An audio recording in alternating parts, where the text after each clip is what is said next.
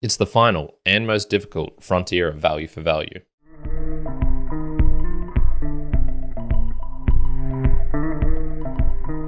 Welcome everyone to another episode of the Value for Value podcast, the second to last in this here season 3 of the show. I am Kyrin, host of the Mere Mortals Book Reviews podcast, and also this one, of course, where I dive into the world of digital content creation and how you as a content creator can help connect with your audience in a more fun fashion using the value for value model and also monetize at the same time. A nice little side effect benefit from there. I'm recording here on the 25th of October 2023 live, and this will continue on in the future doing these live ones, but the date is going to change, so I won't particularly talk about that right at this moment. I want to talk today about video. So I've covered a couple of unique mediums before. Obviously, we've talked about music, we've talked about text, obviously audio in particular, what this being a podcast about podcasts as well. And also briefly with the chapter art, I guess, the digital images in an offhand fashion. But the big granddaddy of all of these is video podcasting. This is putting a video link into your RSS feed. And typically video, why I'm saying it's the final frontier, why it's so complex, is that it can incorporate basically all of these things. You can have audio, you can have visuals in it, you can have text and moving visuals. So everything just gets bigger, harder, more complex. So what we're going to be covering in this episode is a bit of a look back at the history of kind of internet video podcasts and how they didn't particularly pan out. And the reason for this, i.e. advertising, not just solely advertising, but it plays a part into it. And then also looking into the future of value for value podcasts with video, or video podcasts with value for value. And so what could actually happen with that, how value for value can be incorporated. Yeah, there's quite a few things to get into. Before I do that, let's go into the past. Let's dig deep and look at a historical battle. So I want to tell you a little bit of a story time here. So me personally, I was born in 1992, and I actually vividly recall finding video for the first time on the internet. So I would have been about 12 years old, 13 years old. So we're jumping forward now into 2004, 2005. And I remember on my dad's Mac, he had iTunes there, and I was mostly playing music, listening to it, and somehow I stumbled across the podcasts, I guess like little section there that they had of them, and I'm sure most of them were video, but I vividly recalling watching like, oh my god, you can actually see video here, this is so awesome. And so there was a couple in particular that I remember watching. Mostly it was kind of like cute cats, circus tricks, epic compilations, fail videos, those sorts of things. I believe there was a pretty progressive comedy troupe here called The Chasers War on Everything, and I'm pretty sure that's how I was consuming their videos for the first time instead of on TV. And so I started to watch all of these things, and I was like, oh, that's so cool. At the same time, I also found out about Google Video. And so this was where I was going onto the actual web pages onto Google and very much watching the same things, what you'd expect of a 12 and 13-year-old. So I was kind of doing both of these simultaneously, and I vividly recall watching all of these videos. However, what happened? Like, did I continue watching these two mechanisms until today? No, I can't. This bit I can't remember vividly, but very quickly, within a year or two, Google Video started to transform into YouTube, and then Google Video went away entirely, and I entirely stopped watching video podcasts. And it's kind of like, okay, well, why? What happened there, Kyrin? What was the reason for this? Is it you? Was it related to something else? And I guess this is where I would say, it was a historical battle of video. How was it going to be consumed on the internet? Was it going to be on via an RSS feed like I was doing with the video podcast, or was it going to be on a more centralized platform, something like Google Video, or as it became YouTube? And well, I think we all can agree that the first battle was lost and that YouTube won out. And so I have not really watched a single video podcast since then until maybe 2020, which was when I got into podcasting myself for really, really deeply and started to investigate all of these different things. And, what was the reason? Why did YouTube win out? Because I would have said at those very early days, the quality of what I was watching was probably about similar. I don't think there was a real big difference between watching RSS videos, i.e. a video podcast, and then watching on Google or YouTube. And I was trying to debate this. I thought in my own mind it was something like, how could podcast hosts keep up with the bandwidth that was necessary? I played around a little bit with video podcasts, and everything is so much more complex because video is just so much bigger. Instead of playing around with file sizes that are in the megabytes, you're playing around with things that are 1,000 times bigger into the gigabytes. And so I always just assumed this is what stopped video podcasts from really becoming a thing. It was mostly that it's just incredibly expensive to host video, and putting it out there, you have to, as an individual, because you've got an RSS feed, sure, you could have a host who does it. So, I host this one in particular with Blueberry at this current moment. And you could, okay, why can't you do the same thing with video? And all of these people, instead of going to YouTube, they could have been creating RSS feeds. So I was always just like, well, that it's the bandwidth. That was the main problem. And, sure enough, looking up, it took about 4 years for YouTube to become profitable. So obviously you needed a big company like Google to, like a monolith, to just eat up all of the costs, because it took a long time for YouTube to become profitable. So that was around the 2009 period, I believe, just from my bit of research. But recently I had a chat with Adam Curry, and he also highlighted some other problems, which I'll take his word for, because he was a bit older and not a 12-year-old trying to recall history. And he was just highlighting, it wasn't just the bandwidth, it was codecs, it was bit rates, it was video sizes, it was resolution, it was syncing the audio to the video. How could not only the hosts deal with all of these, but app developers, which is where you typically listen to a podcast? And what is so great about them is the variety that you can have when you've got all of these different problems as well. Creating an app just to play audio properly is hard enough in itself. There's a whole bunch of issues you have to deal with that. But then if you were trying to deal with all of these things as well, this is where it's like, okay, yeah, they probably can't keep up with the madness as well. So this is why I think you kind of have this almost centralization of both ends, where hosting it yourself is complex, and then playing the hosting of that in an app is incredibly complex. And so why not bundle that into one big thing, which is what essentially YouTube did, and why it still to this day is the place where everyone goes to consume their podcast, their video. And so this is where I was like, okay, this kind of makes sense. This is why, instead of a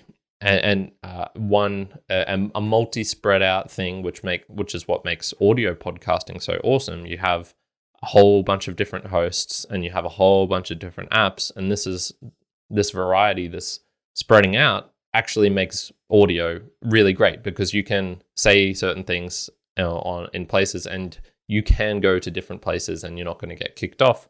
Whereas on video, with YouTube, there is one place at this moment, and sure, I know there's other video platforms. I know there's Rumble and Vimeo, and there was Odyssey. I think that's closing down. So, there are other places, but look, let's be real. There's one place for video. It's YouTube. So it's really funny actually thinking now to just where we're at. So let's jump forward to the present time. YouTube took off, became more and more successful. A lot of people will say it's the second, the second best search engine, or the second most utilized search engine in the world. My friend Juan has has an issue with that, but let's just take that for the moment.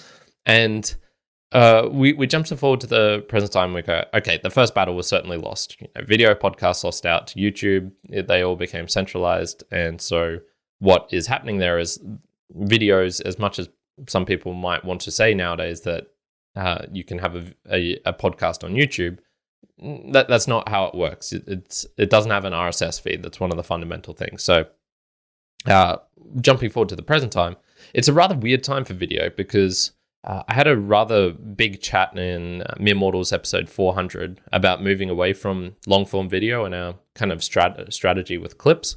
So essentially not putting too much effort on the long form video, hence why even though I have the capabilities to make this into a video podcast, I'm just not going to, because it's actually just not that worth it for myself personally. But we still kind of use clips, and so this is just a way of being able to get mini snippets of our podcast and highlight them onto the various social media platforms.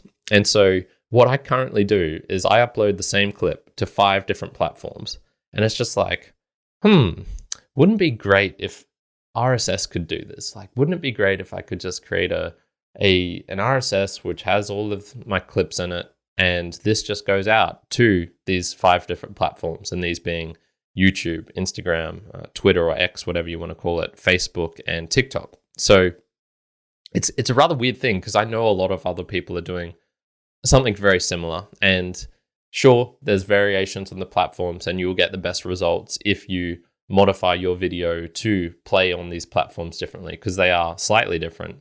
But, they're all kind of roughly the same. Put it in a portrait format, create it so that it's a minute, 2 minutes long, something like that. Put captions up so people can watch it, because watch it and not need to have the audio on, that sort of thing. So you're all like, okay, interesting. Well, why are all these platforms very insistent on me doing this individually? Why wouldn't they want to be able to just have an RSS feed come in and then they can just show it? Because man, that would actually solve a lot of their problems. They wouldn't have to have all of the hosting and storage, that's that sort of stuff. And I wouldn't have to individually go there. You'd think like, okay, maybe this could create some synergies. Maybe this could actually make things a bit more efficient.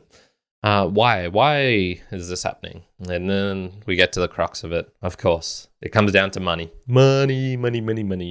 And money drives business decisions. And so there's nothing wrong with that per se, but when you look at some companies and how they behave and their models, this is where it's like, okay, what does everyone agree the problem with social media is?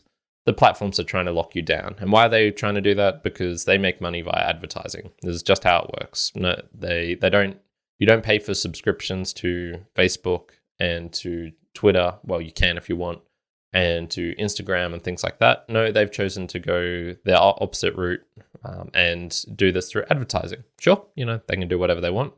What this does, though, it brings a cascading series of events that I think eventually stifles creativity and expression in the long run. I won't get into that, but essentially it's like they need to make advertising money for their business. Hence, they need to keep you on the platform. Hence, they don't want an RSS feed that you could get anywhere else and ingesting that, because if I could get the same experience ad-free elsewhere, well, then people would leave, because nobody likes ads. Nobody wants to have these ads. It's not like you're scrolling through your feed and you're like, oh man, that ad, that was great. That was amazing. Maybe 1% of people are like that. I don't know. So this is why there's this big predominant model of advertising, and why I have to upload my video, even though it's the same one. And I would much rather just do it in a one-stop shop RSS feed, plop, as a video podcast, and that it gets ingested elsewhere. They don't want to do that. And, if I do that, there's not a whole lot of places where people can do that. Although this is starting to change, so just bear with me. So people are paying with time versus money when it comes to these platforms at the moment. Once again, totally fine. That's cool, and that's how things have worked out, and up until this point. But the battle was lost, certainly. But I think the war continues, and so I'm just trying to think. And I was like, going, what is it in particular though that has made audio podcasts so decentralized, so awesome, so spread out, and you're having all this innovation with podcasting apps, podcasting 2.0, integrating this, Bitcoin and value for value and all of these things. Why is this happening to audio, and why couldn't it happen to video? And I was going, I don't think there's anything about the medium of video that suggests it has to be different than audio. I can't come up with a good reason as to why it has to be like that.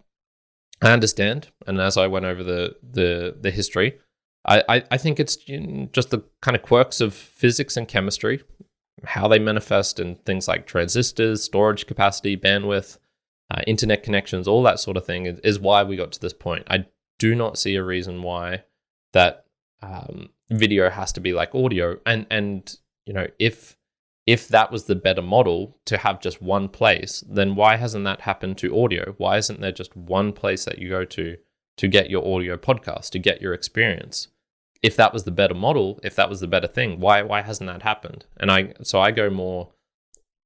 think more along the lines of audio is much simpler, doesn't have these complexities that were attached to it and costs that are attached to it, hence that it gravitated to its natural form of the best form that it could. Video did have all of these things, and so we've kind of been stuck with something like the big centralized platforms like YouTube. Once again, nothing wrong with that, but it does bring a couple of costs and penalties with it. And you can look at this things with video creators bemoaning the fact like, oh, I have to keep creating videos, otherwise the algorithm won't show them, and I make money via YouTube putting ads on top of it, and that's how they pay me out. And YouTube doesn't particularly like me putting my own ads into it, and things like this. So it's very much like, okay, well, what can video creators go, and is this going to change in the future? What do I kind of see the future of video being like? And honestly, I do just think that as time goes on with Moore's law, as costs go down, as more people have access to video cameras, really high quality ones on their phone and things like this, I personally think that the monoliths, the YouTubes of the world, they're going to be around for a long time. But I do think the natural form, the gravitation, will come to a more decentralized actual video podcast, probably done through RSS. And so I want to highlight some of these now at the moment, and I have experimented with some of these. And so if you wanted to have a video podcast, and we'll get onto the value for value and how this connects with it in a second, but I do just think like, okay, this is probably where it could go. Will it go there quickly and shortly? No, it's going to take a long time. But I do think that this is where it will naturally go over the end, and value for value is the reason for this, because I think the value for value model is, in the long run, much stronger, better, and creates better incentives than advertising. So I want to talk about a couple of platforms where you can host and watch video podcasts at the moment. Like I said, with YouTube, typically the hosting of it and then the watching of it goes hand in hand. So the creators put their videos in one place, and then that same place is where you can consume it. If you haven't done this before, basically there's this thing called YouTube Studio, and you go into the back end of like a little place that's just for me to upload all of my stuff. So the two that I have used and tried, and I actually do have some video podcasts floating out there, are called 3Speak and PeerTube.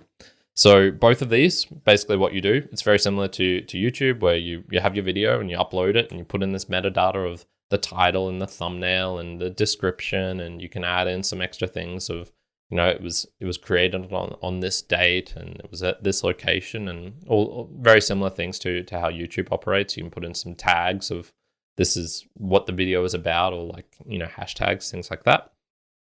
And what is different about these, though, is that you can actually do value for value with them, and they have an RSS feed. So if you want to experiment what this looks like, if you type in Mere Mortals into basically any podcasting app, and when you type in Mere Mortals, do not put the space between the end of the E and the next M. So it's Mere Mortals, all one word. You'll actually get some results showing this video podcast I created. So this one is in particular on 3Speak.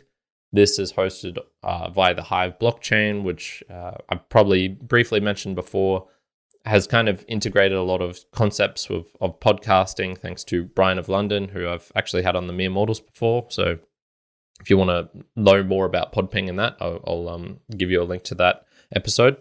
And essentially what you do there, as I was saying, you just upload your video. It's a lot more constrained than YouTube. The max file is 5 gigabytes, I believe.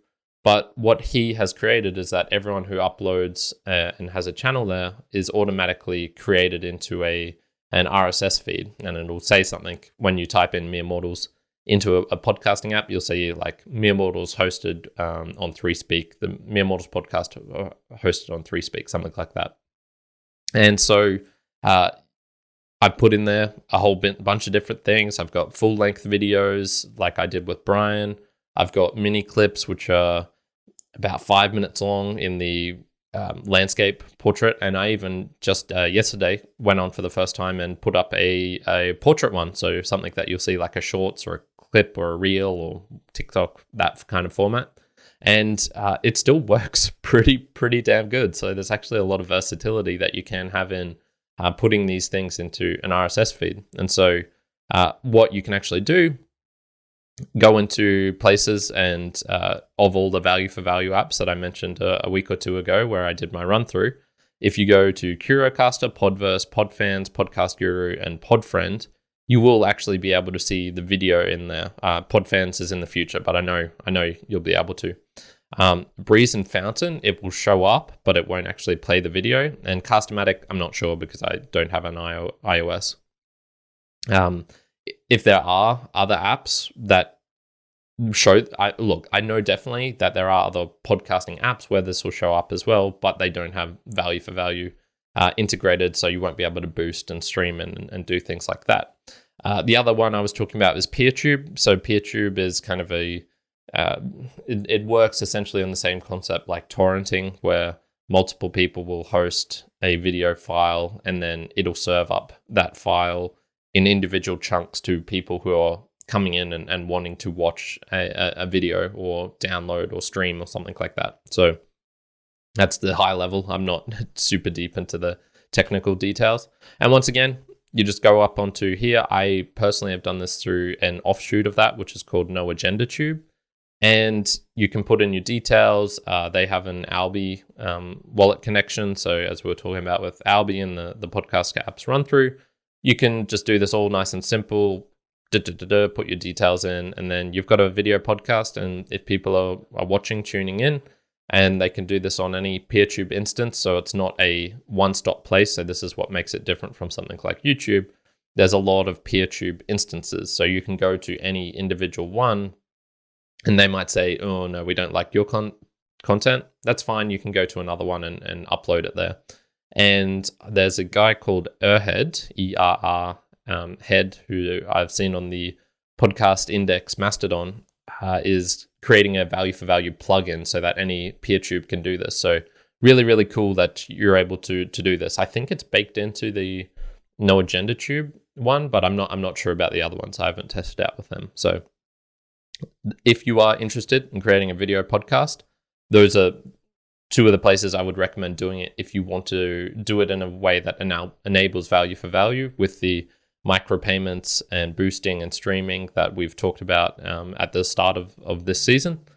Those are two awesome places to go. I've tested out myself. I know it works, and it's a relatively decent experience of watching that. If you go into, as I said, want to try it out, just type in Mere Mortals or one word, and you'll be able to watch some videos of myself, and it's like, oh, okay, that's cool. Good stuff.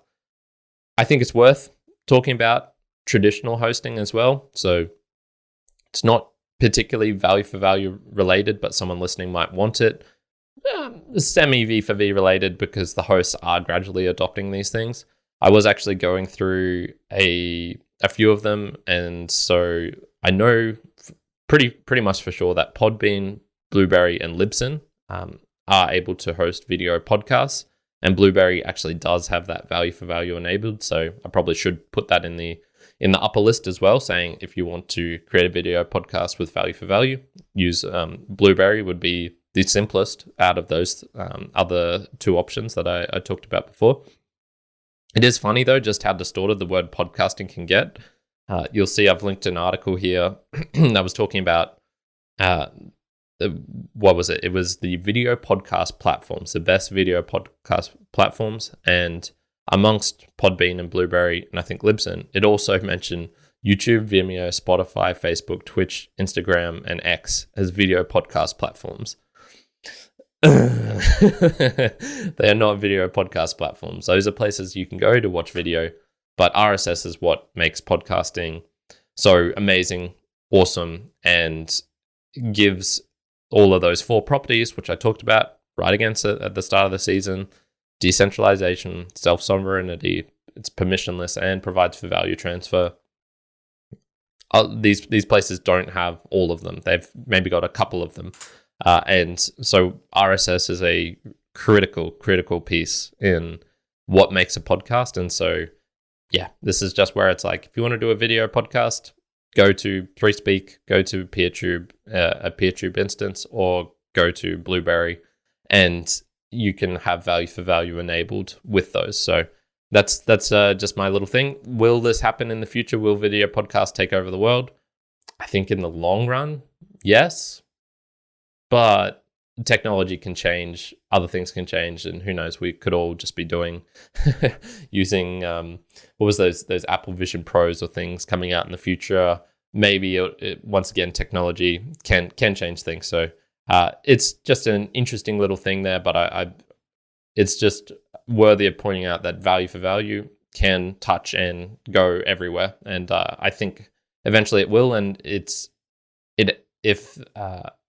YouTube and stuff don't adopt it, I think in the end they'll die out, because value for value is just so strong, just creates such an amazing connection with your audience. I'm going to just stop it here for the moment and go onto the Boostergram Lounge, acknowledge some people for thanking to help create this show.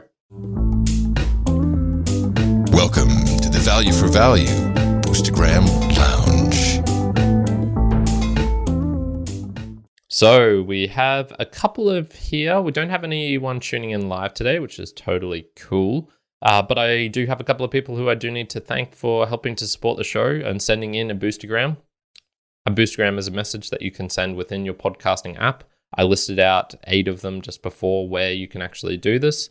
And this is a message of someone who's appreciated the show, wants to show that in a form with a monetary payment to it. But the most important aspect of this is being able to give me feedback and to add some extra content for the show for me to think about, to know more about. So I'm going to jump into the first one here. So I did see Sam Sethi streaming in some payments. Thank you so much for that, Sam, before. The first one we've got is the Tone Wrecker, and he says, reloaded wallet and catching up some delinquent support sats. Thanks for your ongoing efforts to educate and expand ideas. 12,555 sent using Fountain. Thank you so much, my friend Tone Wrecker. I do know Tone Wrecker does he have some music going on his shows? I'm going to quickly jump to the Podcast Index Mastodon and see what his little profile says. So it's Paul Birkin. This is the Tone Wrecker. Communication through machines and odd dreams. And yes, he's got a Wavelake little link here and a Get Albi. So I know he's definitely creating some stuff. So he's got some music on Wavelake. If you type in Paul Birkin into Wavelake or into a podcasting app, he will show up. So thank you very much, Tone Wrecker. Very, very much appreciated. We've got another one here, the other message for today. And this was a really cool one because I'm pretty sure I've seen Tone Wrecker's name before, but I have not seen this one. And this was from @Boulder-Boys with an underscore. He says, great episode. We try on our podcast to make it easy. And although we would love sats and money to support the show, we also see it as connecting with our listeners and producers, if you will. Unfortunately, we get very little support or feedback, but we keep asking. 1,000 sats sent using Fountain. Thank you very much, my friend. Look, I'm glad you tuned in. You probably tuned into the episode the last episode, how to ask for support. I assume that's where you boosted this one in. And look, it's a grind. It absolutely is a grind when you're first starting out. It's important to focus on, I think, making the show better when you're in those early stages. It's this weird. It's the classic thing. You know, once the cycle starts going and you have some people starting to boost in and listen, the show gets better because they're doing that. So you kind of need to grind away at first. You know, ask your mum to boost in, ask your friends to boost in, just get some momentum going, because it is when you create better products that things start to kick off. So for example, I had a chat with Adam Curry on the recent Mere Mortals, and I've seen some bigger boosts come in from that for people who really appreciated the show. And then through some of these mechanisms, such as through Fountain, it highlights, oh, people are really boosting into this show. I'm going to put it to the top of the charts. I'm going to put it, into the bigger places on Fountain, onto the front page. And I've seen, because that's happening, more people and then starting to tune into the show and boost into the show. So yeah, unfortunately, it's one of those ones where it's you just have to get on the treadmill, and it's like, it's almost fake it till you make it type mentality, where you just have to create a good show so that people realize it's a good show, boost into the good show. The boosting in makes the show better, and just keep going. So I did actually tune into his show, which I should just bring it up because I want to give a shout out to him for doing that. And here's another little tip, my friend. It is very much worth talking. If you're saying like, my show, to support our show, tell me what the show is. So it's Beer, Bourbon, and Balderdash is the name of the show there, and this is by the Balderdash boys. So yeah, also I think is worth highlighting what your show is if you're going to send in a boost like that. But I tuned in, and they had a good show. It was very interesting. They talked about some cool topics, and even though I'm not that much into beer and bourbon or Balderdash, to be honest, they were talking in one of the episodes about men's mental health and suicide, and it was I've been having a little bit of just a lot of stress recently, so it was a interesting topic for me to ponder upon and talk about reaching out to other people and things like that. So a worthy show. Thank you very much for the boost, my friend. So those were the couple of boosts that we had for this week. Thank you for those two, and thank you for everyone who helps also support the show by sharing. And Sam was streaming in Sats this last week, listening in live. I really do appreciate all the different mechanisms that you can do to help support the show, which I'll once again talk a bit more about right at the end. So before we do that, though, we've got a couple of things to go over. I've got some tips to start us off with. So just waiting for my Evernote here with all my notes to pop up. It decides to be really slow, of course, just as I'm wanting to talk about it. So here we go.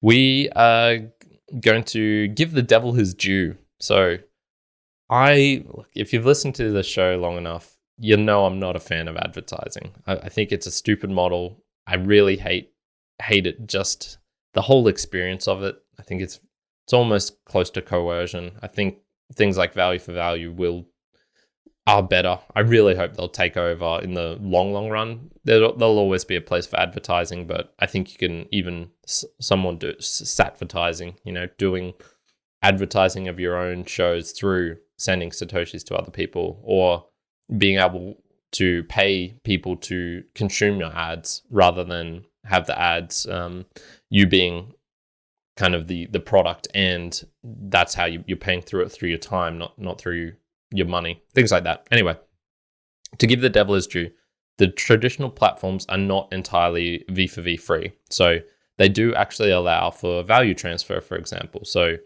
I wouldn't say they're permissionless, because I'm pretty sure there's some countries in the world where YouTube, as part of being allowed to operate in that company, in that country, are very heavily restrictive of the type of videos that are allowed there. So, okay, it's not super permissionless. You can't be self-sovereign. There's no ability for me to have a link to my MP4s. It's hosted on YouTube. It doesn't come off of there. So you're not self-sovereign. That's for sure. Is it decentralized? I mean, you could kind of say it's decentralized because there's 5 different platforms to all put up your videos nowadays. So, but YouTube is still very much the predominant one. But you can have value transfer. I will give them that. And so, if you haven't followed this was kind of a trending thing a couple of months ago. I think it was around in August, of NPC live streams. This phenomena, I love it. I find it so fascinating. Humans are so weird. I love humans. Jesus.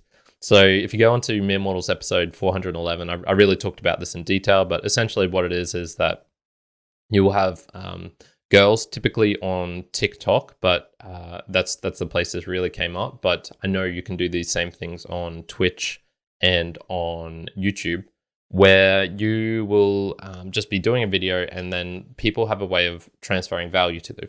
Now they do this through like a kind of tokenized mechanism. It's not through a hard digital money like Bitcoin and what we're doing here. They do it more through tiny like little one-off payments of tokens, like an ice cream thing, which you can then redeem later on from your end. So it's a bit strange. That's how they do it on TikTok.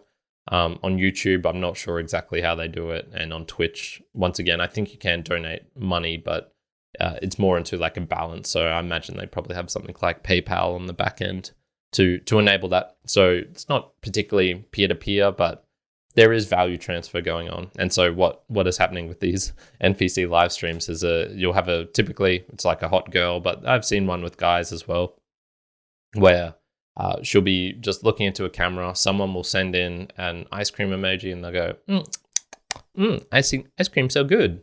Or a hat or a gang, and it's like gang.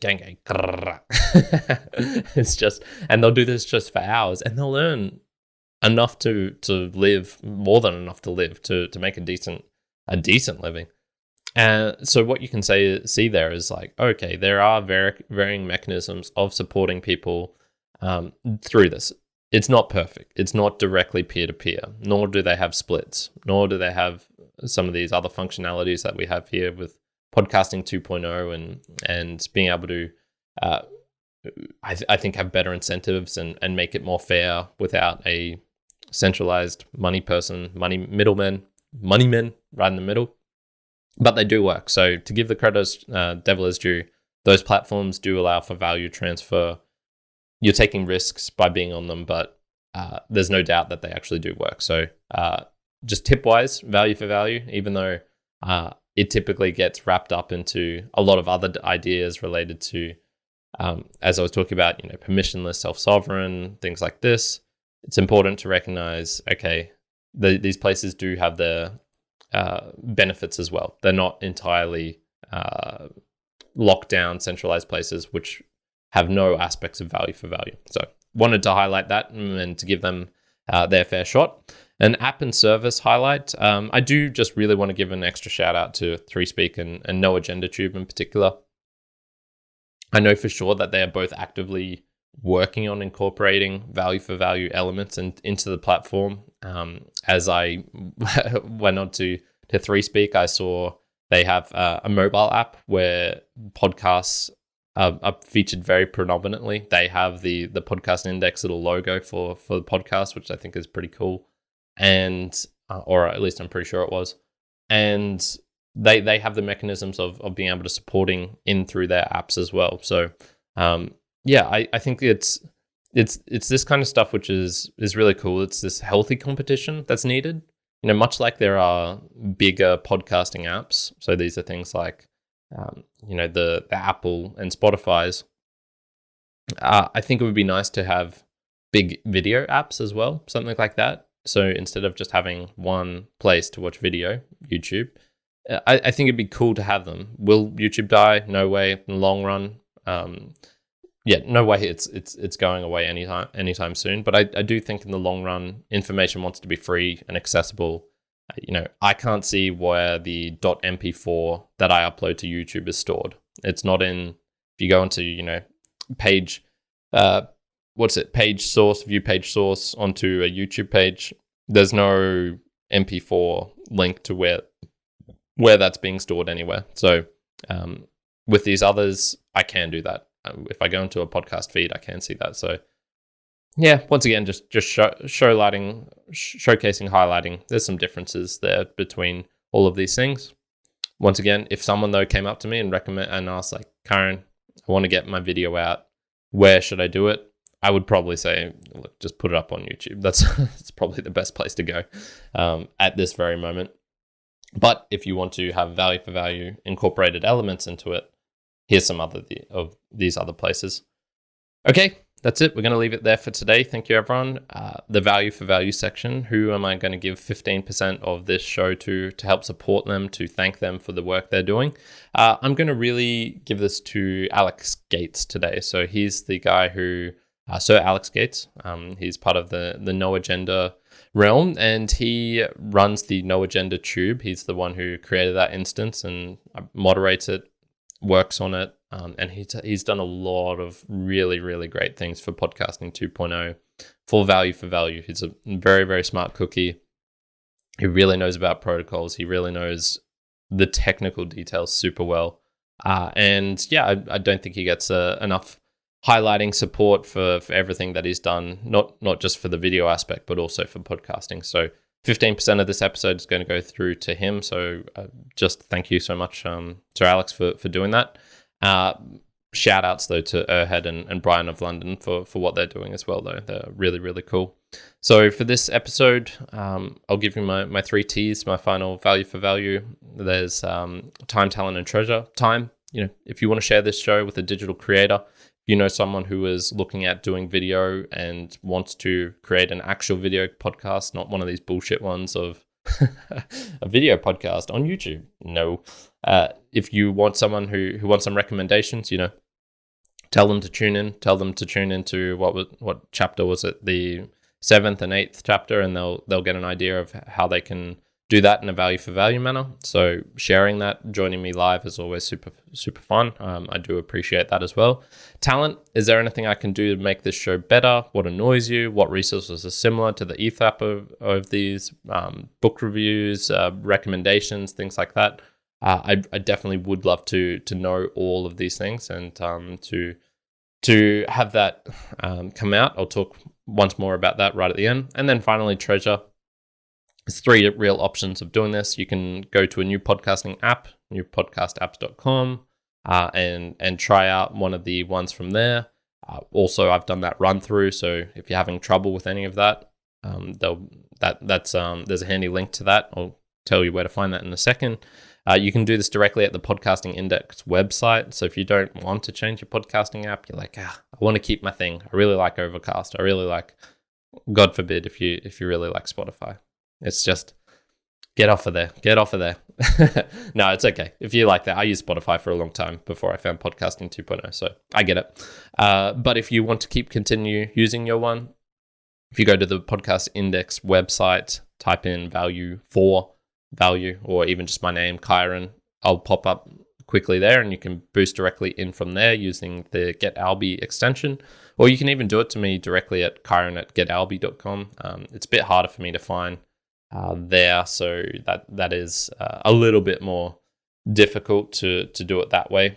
And I will also just plug, if you go to meremortalspodcast.com/support, that's where all of this details are listed in one easy to find manner. So it's got the link to the video there, so you can see how to boost in. It's got links to the actual podcast itself in various different mechanisms. All this sort of stuff is really, really cool. And there's also a PayPal right at the bottom if you want to do it via that mechanism. Whew! Lots to get into. There's one more episode left of this season. My friends, one more episode, and it's probably going to be my favorite yet. It's going to be where I'm going to get the most hype, the most excited, because I'll be talking about where I think value for value is going. And I want to kind of create a picture of the world as I see it in 5-10 years time, and where value for value will have taken us. So that's going to be the final episode of season 3. I'm probably going to take a little bit of a break. It certainly won't be as long as these last ones between seasons, but I'm thinking about a month, maybe 2 months. As I mentioned, I've got a lot of stuff going on in my life at the moment. So that'll take priority, but I really do enjoy this show.